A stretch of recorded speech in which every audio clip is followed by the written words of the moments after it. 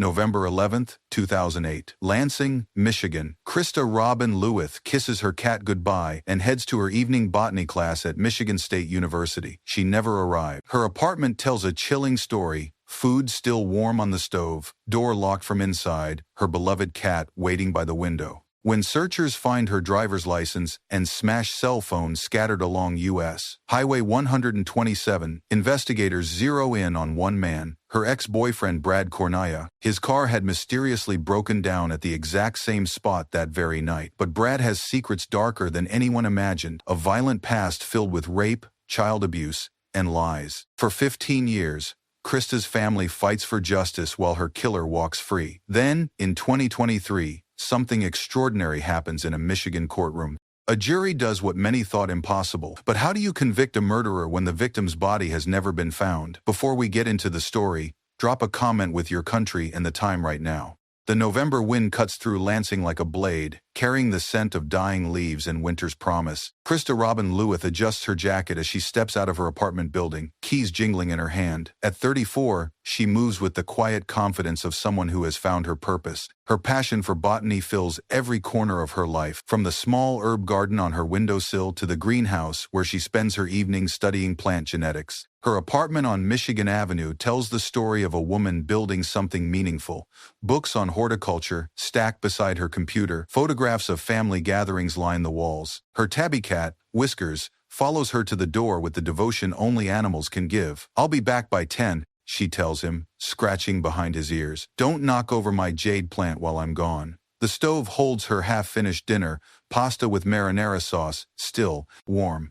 She'd planned to eat when she returned from class. The routine comforts her. Tuesday evenings at the greenhouse, surrounded by growing things and the possibility of discovery. Her cell phone buzzes. Brad's name appears on the screen. She hesitates before answering. Their relationship ended months ago, but he still calls. Sometimes drunk, always needy. "Hey Brad, Krista, thank God, my car broke down on 127. I'm stuck near the Lansing exit. Can you help me?" She checks her watch. Class starts in 40 minutes. "What happened?" "Engine just died. I think it's the alternator. I know you're busy, but I don't have anyone else to call." The desperation in his voice makes her chest tight. Despite everything, the fights, the lies, his angry outbursts, some part of her still feels responsible for his problems. It's a weakness she recognizes but can't quite shake. "Okay, I'll swing by on my way to class, but I can't be late, Brad. This presentation is important. You're a lifesaver." I'm on the shoulder near mile marker 85. The line goes dead. Krista stares at her phone for a moment, that familiar knot forming in her stomach. Every interaction with Brad feels like walking through a minefield. But leaving him stranded doesn't feel right either. She grabs her purse and heads for the door. Whiskers meows in protest. "I know, buddy. I don't like it either." The parking lot of her complex sits mostly empty. Streetlights create pools of yellow light between the shadows. Her Honda Civic starts on the second try, reliable as always. She pulls onto Michigan Avenue, then merges onto US 127 southbound. Traffic moves steadily despite the evening hour. She passes familiar landmarks, the Meijer store where she buys cat food, the gas station where she fills up every Thursday. Normal places in a normal life that's about to shatter like glass. Mile marker 83. Mile marker 84. Her headlights sweep across the shoulder ahead, looking for Brad's broken-down Ford. She slows, squinting, through the darkness. Mile marker 85. Nothing. She pulls over and checks her phone. No missed calls. No messages. She dials Brad's number. It rings once, twice, then goes to voicemail. "Brad, it's me. I'm at mile marker 85, and I don't see you. Call me back." 5 minutes pass, then 10. Her presentation starts in 20 minutes. She tries his number again. Voicemail. Frustration bubbles up from her chest. This is exactly the kind of thing Brad does. Create drama, demand attention, then disappear when it's inconvenient. She should have known better. She pulls back onto the highway and heads toward campus. The greenhouse waits, filled with her plants and her research, and the life she's building without him. But something else happens on that dark stretch of highway. Something that will haunt Lansing for the next 15 years. In those missing minutes between her arrival and departure, in that empty space where Brad should have been waiting, Krista Robin Lueth vanishes from the world. Her car is found the next morning in the greenhouse parking lot, keys still in the ignition. Her purse sits on the passenger seat, untouched. Her presentation materials wait on the dashboard, carefully organized and never delivered. Inside the car, investigators find one crucial piece of evidence that will define everything that follows. Her cell phone, damaged but functional, shows that final call to Brad Cornelia at 7:23 p.m. The call lasted 2 minutes and 15 seconds. It was the last time anyone would hear her voice. Dawn breaks gray and cold over Lansing. Jennifer Walsh, Krista's roommate, paces the kitchen with mounting alarm. Krista's bed sits empty, still made from yesterday morning. Her half-eaten dinner congeals on the stove. Whiskers meows plaintively by his empty food bowl. This isn't like her, Jennifer tells the police dispatcher. Krista doesn't just disappear. She would have called. She would have come home. The responding officers treat it as routine at first. Adults have the right to go missing. Maybe she met someone. Maybe she needed space. But Jennifer's insistence and Krista's perfect attendance record at the university raise flags. Officer David Chen examines Krista's apartment with growing concern. Everything suggests interrupted routine. The stove still warm. Her backpack by the door, packed for class. Her cat clearly agitated and hungry. When did you last see her? He asked Jennifer. Around 7 yesterday evening. She was heading to her botany class. She goes every Tuesday night. Jennifer's voice cracks. She loves those plants more than anything.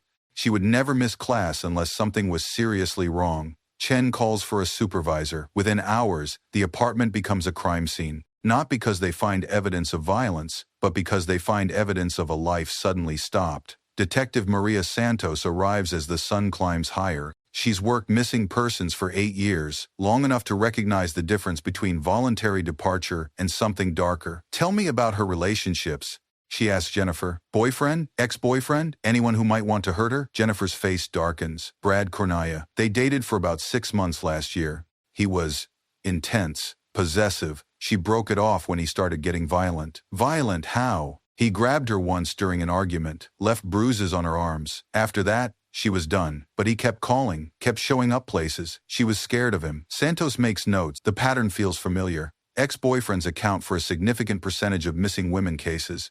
Do you know where we can find him? He lives in a trailer park off Cedar Street. Krista said he was always getting in trouble with the law. While Santos interviews Jennifer, other officers canvass the greenhouse where Krista should have been Tuesday night. Professor Helen Martinez confirms that Krista never arrived for class. She's my most dedicated student, Martinez tells them. Never missed a session in 2 years. When she didn't show up, I assumed she was sick, but she would have called. The search expands to Krista's route between her apartment and campus. Traffic cameras capture her Honda, leaving her complex at 7:15 p.m. After that, nothing. The digital trail goes cold. By Thursday morning, volunteers begin gathering at the Lansing Police Department. Krista's disappearance spreads through social media and local news. Friends, classmates, and strangers organize search parties. Detective Santos drives to the Cedar Street trailer park to find Brad Cornelia. The complex squats between a defunct auto shop and a chain-link fence, 26 units in various states of repair. Brad's trailer sits at the far end, next to an overflowing dumpster.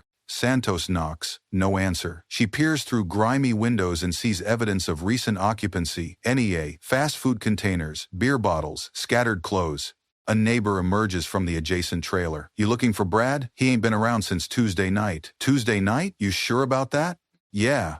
Saw him leave around 6:30. Driving that piece of shit Ford. Engine was making terrible noises. Santos feels her pulse quicken. Tuesday night. The same night Krista disappeared. She leaves her card with the neighbor and heads back to the station. The pieces of a pattern are beginning to form, but she needs more evidence before she can connect them. That afternoon brings the first breakthrough. A motorist calls to report finding a driver's license on the shoulder of US 127 near mile marker 85. The name on the license, Krista Robin Lueth. Santos and Officer Chen race to the location. The license lies in tall grass 20 feet from the road, as if thrown from a moving vehicle. Nearby, they discover more debris, fragments of a cell phone, scattered like broken promises. The phone is damaged but recoverable. The last number dialed shows Brad Cornelia's name at 7:23 p.m. on Tuesday night. The pieces fall into place with terrible clarity. She came out here to help him, Santos tells Chen, just like he asked. Where is she now? Santos stares at the empty highway stretching in both directions, mile upon mile of fields, forests, and forgotten places. That's what we need to find out. The investigation shifts into high gear. Brad Cornelia becomes the prime suspect in Krista's disappearance, but finding him proves challenging. His trailer sits empty, His Ford is nowhere to be found. He's vanished as completely as Krista, but voluntarily. On Friday, Santos gets a call that changes everything.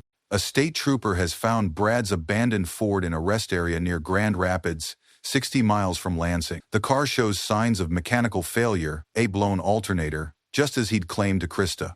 But inside the vehicle, investigators discover something that makes Santos's blood run cold. Krista's purse, hidden under the driver's seat, her wallet intact, money untouched, a small, framed photograph of her and Whiskers tucked in the side pocket. The purse transforms the case from missing person to probable homicide. But without Brad in custody and without Krista's body, prosecutors hesitate to file charges. Santos spends the weekend diving into Brad Cornaya's criminal history. What she finds makes her sick. Multiple arrests for sexual assault, including the rape of a teenager in 2003. Convictions for child abuse that sent him to prison for 18 months. Failure to register as a sex offender, a violation that should have kept him behind bars. This guy's a predator, she tells her lieutenant, and somehow he slipped through the cracks. Find him, comes the response, before he hurts someone else. But Brad has disappeared into the American underground of trailer parks, cash jobs, and assumed names. The search spreads across 3 states, aided by wanted posters and media attention. Meanwhile, Lansing grieves. Krista's friends organize candlelight vigils at the greenhouse where she spent her happiest hours. Her plants wait in their pots, carefully tended by Professor Martinez and a team of volunteers who refuse to let them die. Jennifer maintains the apartment exactly as Krista left it, unable to accept that her roommate won't walk through the door with an apologetic smile and a reasonable explanation. Whiskers sleeps on Krista's bed every night, waiting for a return that will never come. The search for Krista's body begins with ground teams combing the forests along US 127.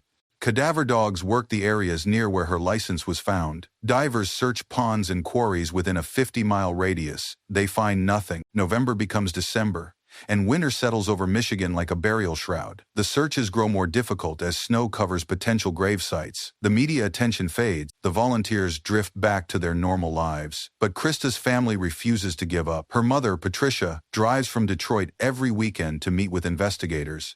Her brother, James, posts missing person flyers throughout mid-Michigan. They appear on local television, pleading for information. Someone knows what happened to our daughter, Patricia says during a December news conference.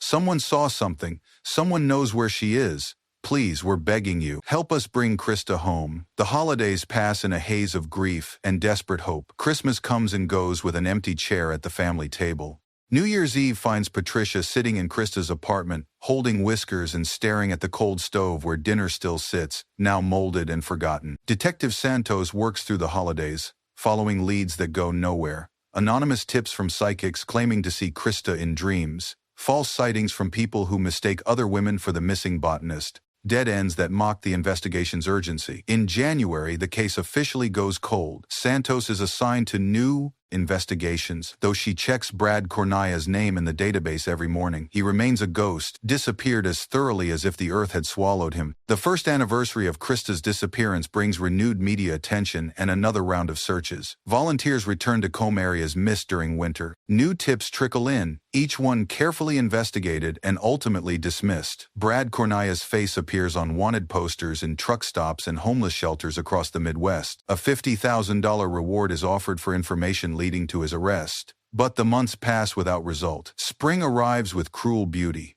Krista's plants in the greenhouse bloom and grow, tended by students who never knew her but understand the importance of keeping something alive in her memory. Her research into drought-resistant corn varieties is published posthumously, her name appearing in academic journals even as her fate remains unknown. Detective Santos is promoted to sergeant but continues working Krista's case whenever possible. She interviews Brad's former associates, mines social media for clues, tracks every rumor of his whereabouts. In September, almost a year after the disappearance, Santos gets a break. A tip from Cleveland leads to an arrest, not Brad, but a man who claims to know where he's hiding. The informant, a methamphetamine dealer named Tony Reese, tells a story that makes Santos's heart race. He met Brad at a truck stop in Ohio 3 months after Krista vanished. Brad was drunk, paranoid, talking about the girl from Lansing and how they'll never find her. He said he put her somewhere they'd never look, Reese tells investigators. Somewhere special, he called it. Somewhere that meant something to him. Santos and her team immediately begin researching locations connected to Brad's past. his childhood home in rural Ingham County, places he worked construction jobs, properties owned by relatives. They find nothing. The second anniversary brings another vigil, smaller but no less determined. Krista's family has aged visibly, worn down by 2 years of false hopes and bureaucratic delays. But their resolve hasn't wavered. "We will find her," James tells the gathered crowd. "We will bring our sister home. And we will make sure Brad Cornelia pays for what he did." Behind the scenes, prosecutors quietly begin building a case without a body. It's risky. Juries expect to see remains, physical proof of death, but the evidence against Brad grows stronger with time. His cell phone records from that November night show him in the exact area where Krista's license was found. Witness statements place him in financial distress, desperate enough to lure his ex-girlfriend to an isolated location. His criminal history establishes a pattern of violence against women. The legal strategy takes shape slowly. Prosecutors will argue that the totality of evidence proves not just that Krista is dead, but that Brad killed her with premeditation. The phone call luring her to the highway, the staged car trouble, the disposal of her purse and phone to cover his tracks. But first, they need Brad in custody. 3 years pass like water through a sieve, each day bringing new pain and old hopes. Detective Santos,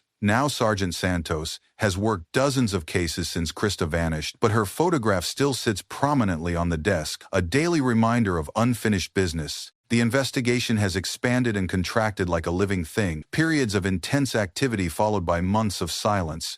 Tips that seemed promising dissolve under scrutiny. Searches that raised hopes end with empty hands. Brad Cornelia remains a phantom, his name whispered in trailer parks and dive bars across the Midwest. Sightings come from Florida, Texas, Oregon, always just out of reach, always one step ahead of the law. In 2012, the case receives new attention when a documentary filmmaker approaches Krista's family. The resulting film, Finding Krista, airs on the Investigation Discovery Network and generates hundreds of new tips. Most lead nowhere, but one catches Santos's attention.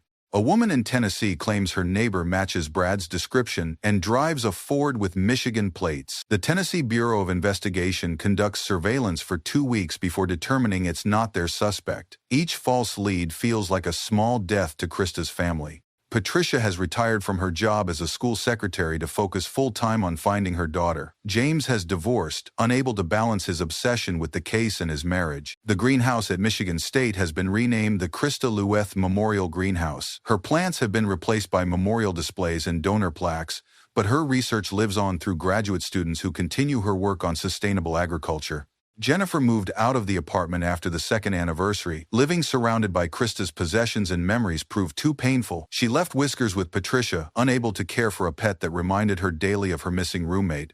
Professor Martinez retires in 2013, but not before establishing the Krista Lueth Scholarship for Women Studying Botany. At the dedication ceremony, she speaks about her former students' passion and promise. Krista saw the world through the eyes of someone who understood that every living thing has purpose. Martinez tells the gathered crowd, her work on drought-resistant crops could have fed thousands. Her murder robbed not just her family, but humanity itself. The word murder hangs in the air like smoke. 5 years without a body, without an arrest, without answers.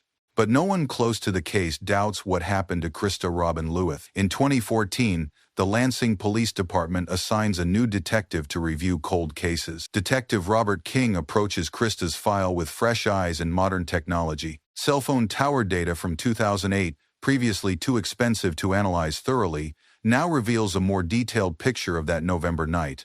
Brad's phone pinged towers in a pattern consistent with driving south on US 127, then disappearing for 3 hours before reappearing near Grand Rapids. Those missing 3 hours represent the time when Krista died and was buried. King orders ground-penetrating radar searches of properties along Brad's likely route. The technology has improved dramatically since 2008, capable of detecting disturbances in soil years after burial. The searches turn up nothing but hope. Each scan of empty fields and forgotten corners keeps the case alive in the public consciousness. Local newspapers run anniversary stories. Social media groups dedicated to finding Krista gain thousands of followers. In 2016, genetic genealogy emerges as a powerful tool in cold cases. Though investigators have no DNA evidence linking Brad to Krista's disappearance, they begin building detailed family trees for both victim and suspect, hoping to find connections they missed. The work is painstaking and ultimately fruitless. Brad and Krista's families have no known intersections before their relationship began, no hidden connections that might explain his choice of disposal site. Meanwhile, Brad's trail grows colder with each passing year. His mother dies in 2015, his only remaining close relative. His criminal associates scatter across the country, some dying of overdoses, others disappearing into the American underground. Detective King interviews every person on that shrinking list. Former cellmates, drinking buddies, construction crew supervisors who paid Brad under the table. The portrait that emerges is of a man consumed by rage and paranoia, capable of extreme violence when cornered. He talked about women like they were objects. One former friend tells King, said they existed to serve men, and any woman who had fought back deserved what she got. He scared the hell out of me, and I'm not easily scared. The interviews reveal something else troubling. Multiple women report being assaulted or threatened by Brad during the years before Krista's disappearance.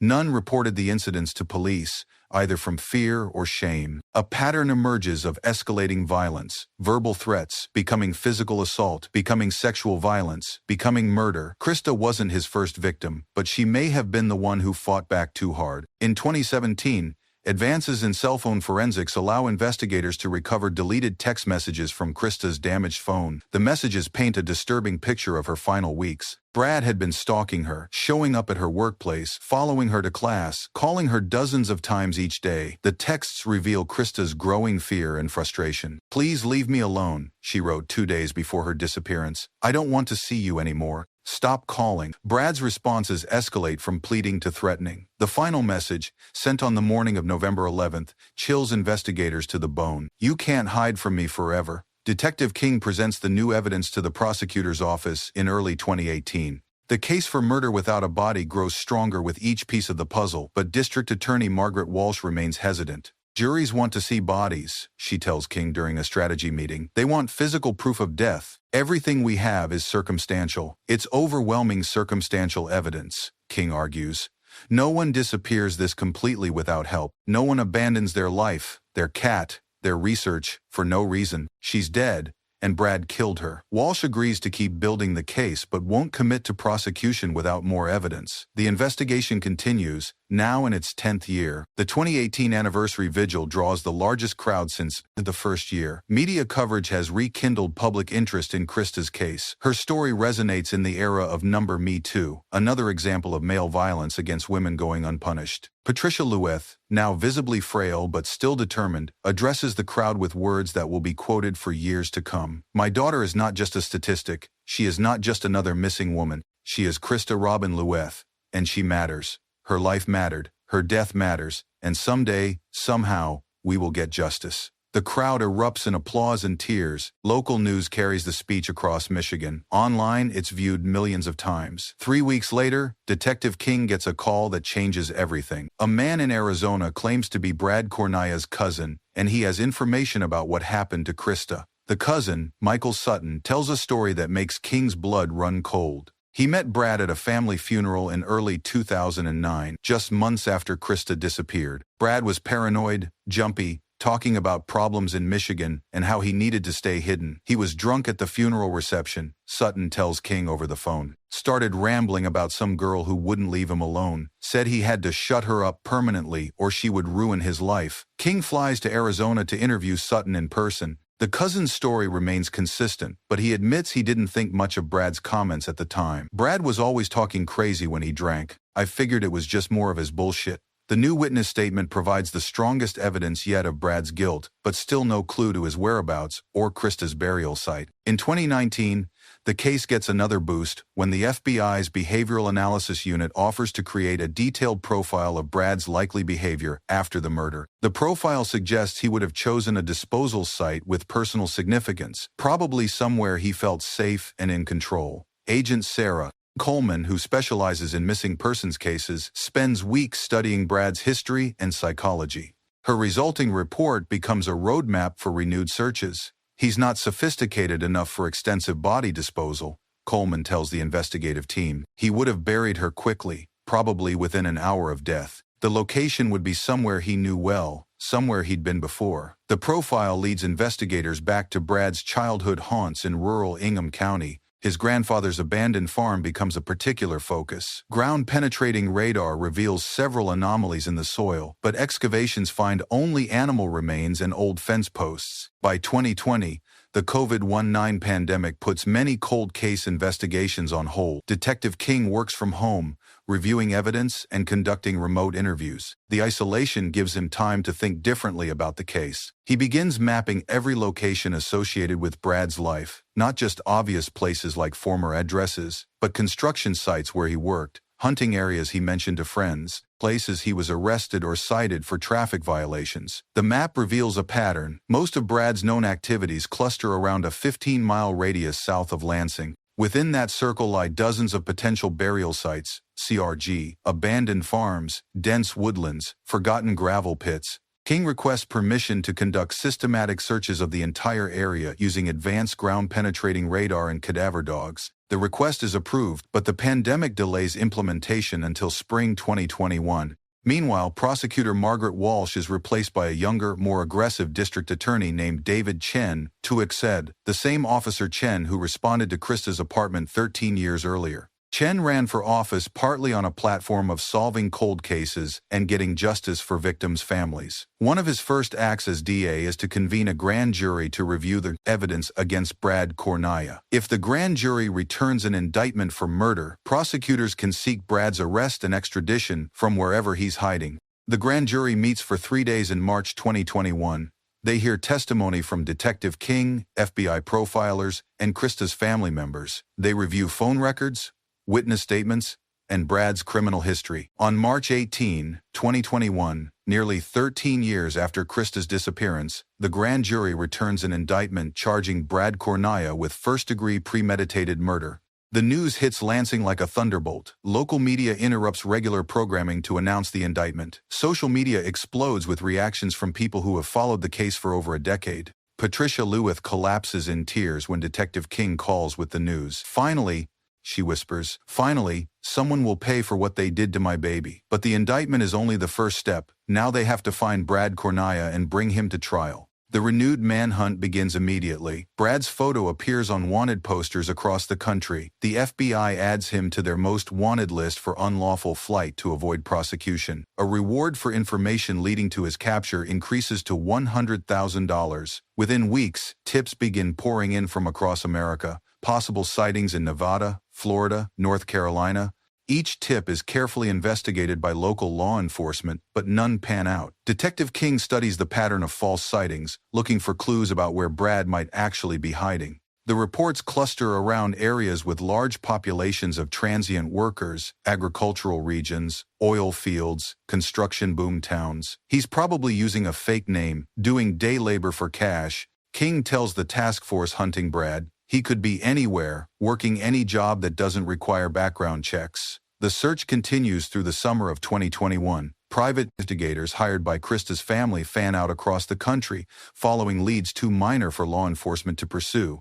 Psychics and amateur sleuths offer their services. Television shows feature Brad's case, generating more tips and more dead ends. In September 2021, 18 months after the indictment, investigators get the call they've been waiting for. Brad Cornaya has been arrested in Pueblo, Colorado, living under the name Robert Carson and working construction for a local contractor. The arrest is anticlimactic. No high-speed chase, no dramatic confrontation, just a routine traffic stop that turns into the end of one of Michigan's longest-running manhunts.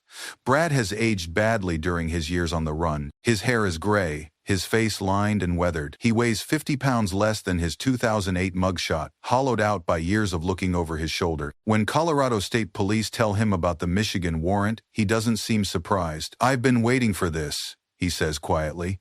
The extradition process takes 2 months. Brad fights it initially, then gives up and agrees to return to Michigan. On December 15, 2021, he lands at Lansing Airport in shackles, surrounded by U.S. Marshals and Michigan State Police. Detective King watches from the observation deck as Brad is loaded into a transport van. After 13 years of hunting this man, he expects to feel satisfaction. Instead, He feels only sadness for what could have been prevented. Brad's first court appearance draws a packed gallery. Krista's family sits in the front row, seeing their daughter's killer for the first time since the investigation began. Patricia stares at him with a mixture of hatred and curiosity, trying to understand how this broken man destroyed her world. The judge denies bail, citing Brad's history of flight and the severity of the charges. He's remanded to the Ingham County Jail to await trial, scheduled for June 2023. The 18-month gap between arrest and trial feels like another lifetime to Krista's family, but it gives prosecutors time to build their case methodically. Every piece of evidence must be perfect. Every witness must be prepared. There will be no second chances. June 5, 2023. The Ingham County Courthouse buzzes with an energy that hasn't been felt in years. News crews from across Michigan set up cameras on the courthouse steps. Inside, prospective jurors fill the corridors, summoned for what many consider the trial of the decade. Krista Robin Lueth's family arrives early, dressed in their best clothes as if attending a funeral, LIS2, which in many ways they are. Patricia walks with a cane now, her health deteriorated by 15 years of stress and grief. James supports her arm as they navigate through the crowd of reporters and curious onlookers. District Attorney David Chen has spent months preparing for this moment. His prosecution team includes Detective King, now retired but serving as a consultant, and FBI behavioral analyst Sarah Coleman.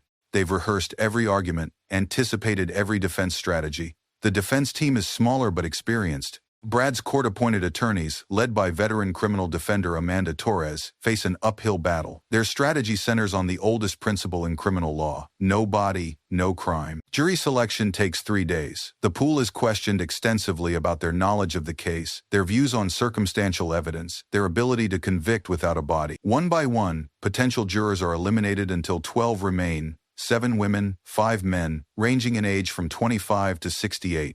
Brad sits at the defense table in a rumpled suit, his hands cuffed to a chain around his waist. He's gained weight during his 18 months in jail, his face puffy and pale. He rarely looks at Krista's family, keeping his eyes fixed on the table or whispering with his lawyers. Judge Rebecca Martinez, no relation to Krista's former professor, calls the court to order on June 8. The gallery falls silent as D.A. Chen rises to deliver his opening statement. Ladies and gentlemen of the jury, this case is about a phone call.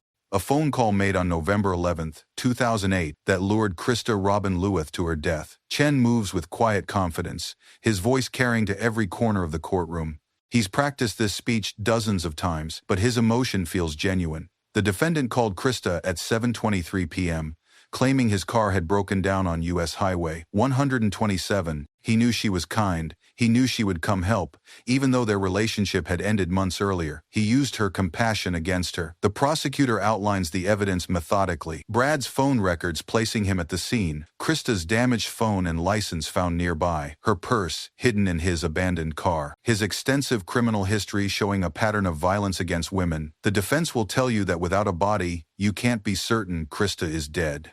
But ask yourselves this: where is Krista Robin Lueth? Where has she been for the past 15 years? Why did she abandon her cat, her plants, her research, her family who loved her? The only answer that makes sense is the truth: she's dead, and the defendant killed her. Chen speaks for 45 minutes, painting a picture of premeditated murder disguised as a request for help. When he finishes, the courtroom remains silent for several seconds before Judge Martinez calls for the defense opening statement. Amanda Torres approaches the jury with a different demeanor, skeptical, questioning, focused on doubt rather than certainty. The prosecution wants you to convict my client of murder based on assumptions, theories, and coincidences. But this is America, and in America, we don't convict people of murder without proof. Torres acknowledges the evidence but offers alternative explanations. Maybe Krista did help Brad with his car, then decided to start a new life elsewhere. Maybe she staged her own disappearance. Maybe someone else killed her after she left Brad's location. The prosecution has spent 15 years trying to make these puzzle pieces fit together, but they don't. There are too many gaps, too many unknowns. And in a murder case, unknown means not guilty. The opening statements set the battle lines clearly. Prosecution argues that the circumstantial evidence overwhelmingly proves guilt. Defense argues that circumstantial evidence, however compelling, cannot overcome reasonable doubt without a body. The prosecution's case unfolds over 8 days of testimony. Detective Santos, now a lieutenant in the Lansing Police Department, takes the stand first. She walks the jury through the initial investigation, her voice steady despite the emotion of revisiting those early days. Krista's apartment told a story, Santos testifies. Food still warm on the stove, her cat hungry and agitated, her backpack packed for class by the door. Everything indicated a woman who intended to return home that night. Under cross-examination, Torres presses Santos about the lack of physical evidence in the apartment. No signs of struggle, no blood, no indication that violence occurred there. You searched that apartment thoroughly, didn't you, detective? Yes, we did. And you found no evidence that any crime took place there? That's correct. We believe the crime occurred on Highway 127, but you don't know that, do you? You're speculating. Santos keeps her composure. Based on where we found her license and phone, yes, I believe that's where she was killed. Jennifer Walsh, Krista's former roommate, testifies about her friend's final day. She describes Krista as excited about her research, looking forward to class, completely normal except for her reluctance to help Brad. She didn't want to go, Jennifer tells the jury, but she felt guilty. Krista always felt responsible for other people's problems, especially Brad's. Professor Martinez, despite her retirement, takes the stand to discuss Krista's dedication to her studies. Missing class was unthinkable for Krista. In 2 years, she never missed a single session. When she didn't show up that Tuesday night, I knew something terrible had happened. The phone records expert explains the technical evidence in detail. The final call between Krista and Brad lasted 2 minutes and 15 seconds. Cell tower data shows both phones in the vicinity of mile marker 85 on US 127 between 7:30 and 7:45 p.m.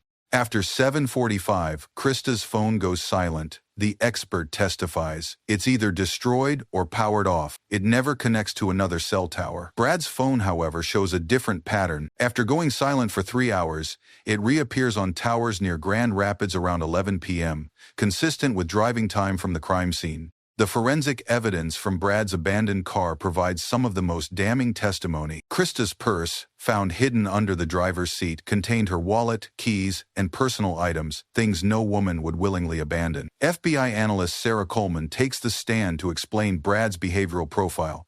Her testimony delves into the psychology of domestic violence and murder. Men like the defendant often kill their ex-partners when they feel they're losing control, Coleman explains. The relationship ends, but they can't accept it. They view the woman as property that belongs to them. Under cross-examination, Torres attacks Coleman's profile as speculation rather than science. You never met my client, did you, Doctor?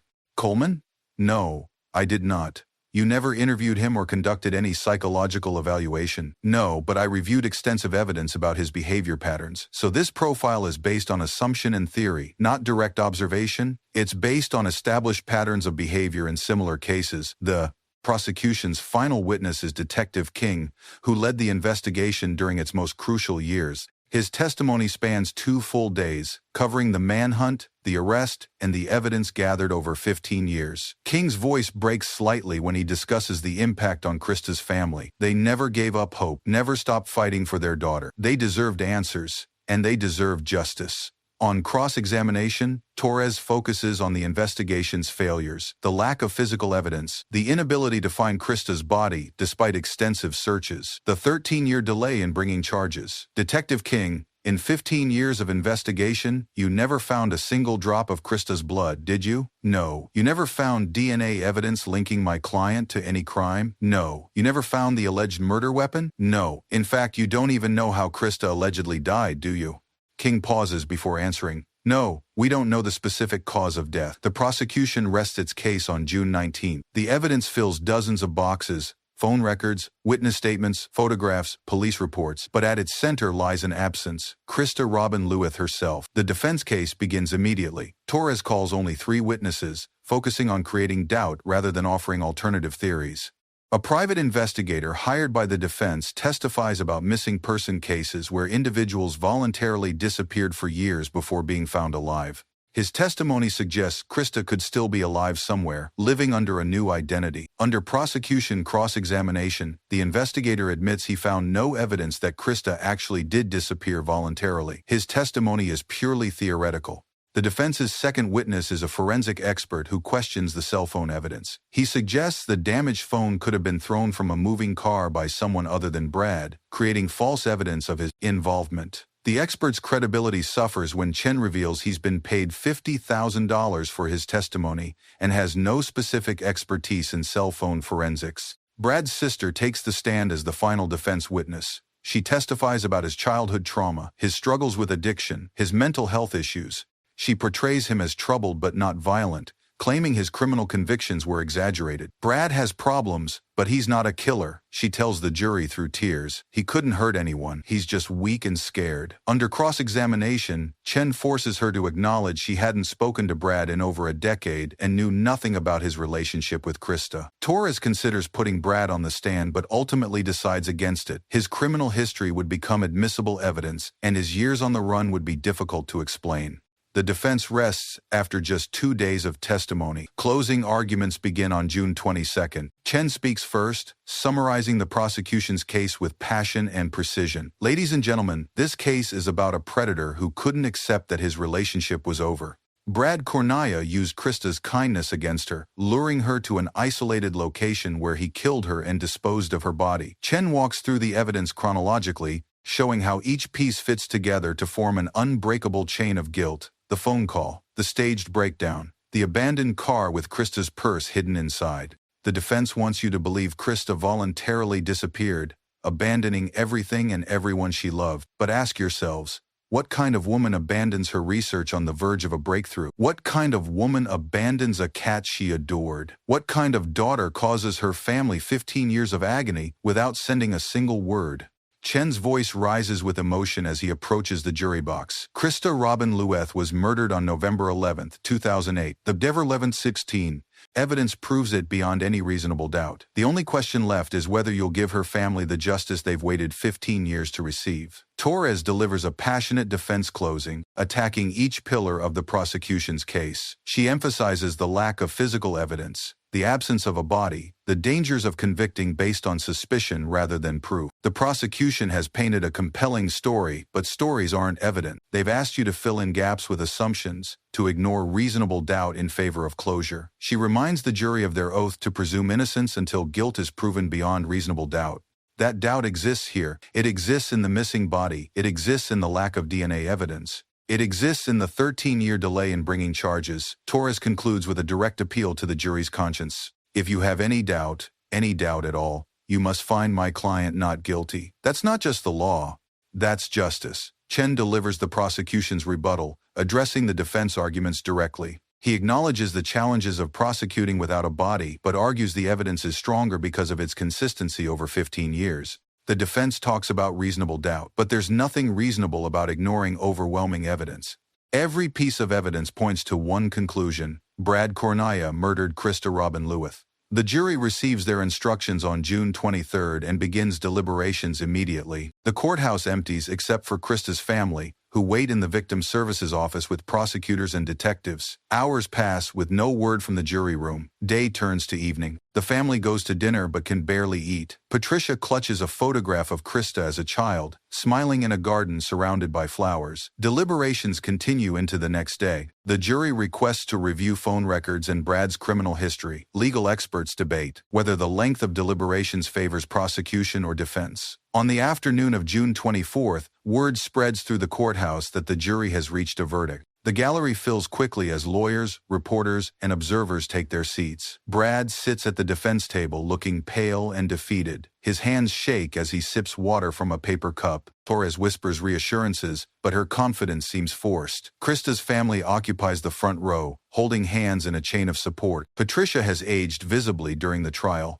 but her eyes burn with intensity as she watches the jury file in. Judge Martinez calls the court to order. The courtroom falls silent except for the whir of air conditioning and the scratch of reporters' pens. Has the jury reached a verdict? The foreman, a middle-aged accountant, stands slowly. "We have, Your Honor. Please hand the verdict to the bailiff." The bailiff carries a folded paper to Judge Martinez, who reads it silently before returning it. The seconds stretch like hours. "Will the defendant please rise?" Brad stands unsteadily, supported by his attorneys. His face is gray as ash. "Members of the jury, how do you find?" The foreman's voice carries clearly through the silent courtroom. "We find the defendant, Brad Cornaya, guilty of murder in the first degree." The word guilty hits the courtroom like a physical force. Patricia collapses into James's arms, sobbing 15 years of grief and relief. Other family members weep openly. Several jurors wipe their eyes. Brad shows no reaction except to sink back into his chair. Torres pats his shoulder but says nothing. There's nothing left to say. Judge Martinez polls the jury individually. Each member confirms the guilty verdict. The decision was unanimous. Sentencing is scheduled for September 15th, giving the family time to prepare victim impact statements and the defense time to present mitigation evidence. The courthouse steps become a celebration as news of the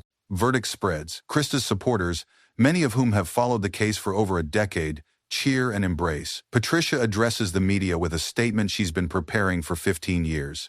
Today, justice was finally served for our daughter. Krista can rest in peace, knowing her killer will never hurt anyone else. But she also acknowledges the incomplete nature of their victory. We still don't know where Krista is buried. We still can't lay her to rest properly. Our fight isn't over until we bring our daughter home. The months between verdict and sentencing pass quietly. Brad remains in county jail, now classified as a convicted murderer awaiting sentence. His attorneys file appeals, claiming insufficient evidence and prosecutorial misconduct, but legal experts give them little chance of success. Detective King, now fully retired, spends his free time searching for Krista's burial site. The conviction has reinvigorated the hunt for her remains. New searches focus on areas within Brad's known travel patterns, guided by FBI profiler recommendations. September 15th brings another packed courtroom for sentencing. Michigan law requires life imprisonment without parole for first-degree murder, but the hearing allows victim impact statements and final arguments about Brad's sentence. Patricia takes the witness stand first, her statement typed on pages that shake in her hands. Brad Cornaya didn't just kill my daughter, he killed part of our entire family. He stole 15 years of birthdays, holidays, graduations, and grandchildren we'll never have. James follows with his own statement, describing how the murder destroyed his marriage and consumed his life. Every day for 15 years, I've wondered where my sister is buried. Every day, I've imagined what her final moments were like. That's the life sentence Brad Cornaya gave us. Other family members and friends speak about Krista's impact on their lives. Professor Martinez, now 82, reads a statement about Krista's academic potential and the research breakthroughs that died with her. The defense presents mitigation evidence, ATS. Brad's childhood trauma, his struggles with addiction, his mental health issues. His sister testifies again, begging for mercy despite her brother's conviction. He's still my brother, she tells the court. He needs help, not just punishment, but the evidence of premeditation makes life without parole mandatory under Michigan law. Judge Martinez has no discretion in sentencing. Before imposing sentence, the judge addresses Brad directly. Mr. Cornaya, you had the opportunity to tell this court where Krista's body is located. You chose to remain silent, causing additional pain to her family. That speaks to your character and your lack of remorse. The formal sentence takes less than a minute to pronounce. Brad Cornaya, you are hereby sentenced to life imprisonment without the possibility of parole for the murder of Krista Robin Lueth. You will never be eligible for release. Brad shows no reaction to the sentence. He's led from the courtroom in shackles, disappearing into the Michigan prison system where he'll spend the rest of his life. Outside the courthouse, Krista's family holds their final press conference. Patricia, now using a wheelchair, speaks with quiet dignity about their long journey to justice. Today closes one chapter of our story, but it doesn't end our pain. We still need to find Krista and bring her home. We still need to heal as a family and a community. The case officially closes with Brad's conviction, but the search for Krista's remains continues. Private investigators funded by the family pursue new leads. Ground-penetrating radar searches expand to cover hundreds of square miles around Lansing. In October 2023, 6 weeks after sentencing, investigators receive a tip from an inmate at the prison where Brad is housed. The inmate claims Brad told him about burying the girl from Michigan near a hunting cabin in Shiawassee County. The search of the area takes 2 weeks and involves dozens of officers, cadaver dogs, and heavy excavation equipment. They find nothing but animal remains and disappointment. The tip proves to be false, motivated by the inmate's hope for reduced sentencing on his own charges. But it reminds everyone that the case isn't truly closed until Krista comes home. Winter arrives early in Michigan, covering potential search areas with snow and ice. The hunt for Krista's remains enters its 16th year, but her family's determination remains unshaken. At Thanksgiving 2023, Patricia gathers her family around a table that still has an empty chair. They say grace for their blessings, justice served, truth revealed, a killer behind bars. But they also pray for the day they can finally lay Krista to rest. The Krista Lueth Memorial Greenhouse at Michigan State continues her research into sustainable agriculture. Her work on drought-resistant crops has been published in peer-reviewed journals, her name appearing alongside posthumous citations from researchers around the world. James has remarried and started a non-profit organization that helps families of missing persons navigate the legal system. The Krista Lueth Foundation has assisted hundreds of families, providing resources and support during their darkest hours. Detective King, now in his 70s, still drives the backroads of mid-Michigan looking for signs of disturbed earth or unusual vegetation patterns that might mark a grave. His search has become a personal mission, a promise to a victim he never knew but came to love through investigating her case. On the 15th anniversary of Krista's disappearance, November 11,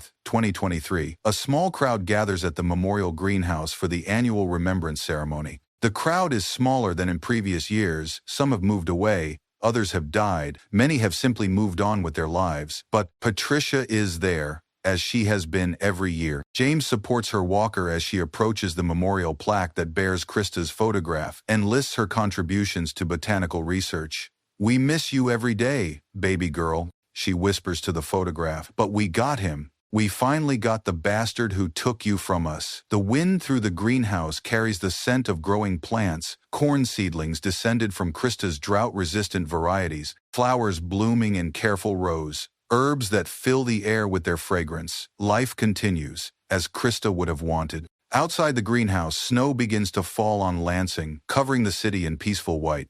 Somewhere beneath that same snow, in a place known only to Brad Cornaya and perhaps God, Krista Robin Lueth waits to be found. Her killer sits in a prison cell 8 hours away, beginning his first winter of what will be many winters behind bars. He maintains his innocence to anyone who will listen, spinning new stories to explain away the evidence that convicted him. But the truth is written in phone records and burial sites, in abandoned purses and smashed cell phones, in the tears of a family that never stopped fighting for justice. Brad Cornaya murdered Krista Robin Lueth on November 11, 2008, and for that crime, he will spend the rest of his life in prison. The case that captivated Michigan for 15 years is officially closed. Justice has been served, even without a body to bury. Yet Patricia Lueth continues to search, driven by a mother's love and an unquenched hope that someday, somehow, her daughter will come home. Until that day arrives, Krista's story remains unfinished, a life cut short, a family forever changed, and a community that learned the hard truth about evil hiding in plain sight. The greenhouse grows quiet as evening falls. The memorial candles flicker in their holders,